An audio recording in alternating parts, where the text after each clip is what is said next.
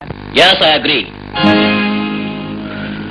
வாழ்க்கையில money can buy many houses, but not a home.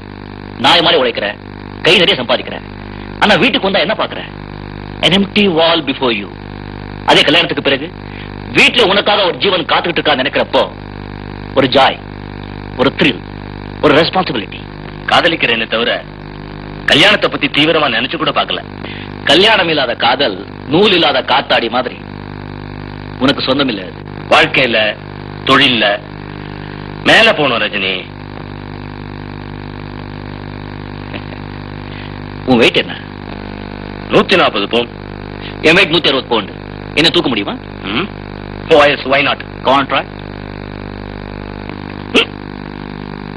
போதுமா? இன்னும் 10 நிமிஷம் தூக்கிட்டு இருக்கவா? போதும். இருக்கு. 160 பவுண்ட தூக்கிட்ட 140 பவுண்ட் தூக்க முடியுமா உன்னால? என்னடா ரஜினி, 160 பவுண்டியா தூக்கின 140 பவுண்டியா தூக்க முடியாது. எடையை கொண்டு வா. எடையா? எடை எதுக்கு? உன் எடையா 140 பவுண்ட் தானே. உன்னையே கொஞ்சம் தூக்கிக்கோ. Just 1 minute. ஒரு பிடிப்பு இருந்தா அதை பிடிச்சுக்கிட்டு அப்படியே மேல போவேன். அதாண்டா கண்ணா. டேய் அதாண்டா. வாழ்க்கையில மேல போறதுக்கு தேவையான ஒரு பிடிப்புக்கு பேர் தான் மேரேஜ்.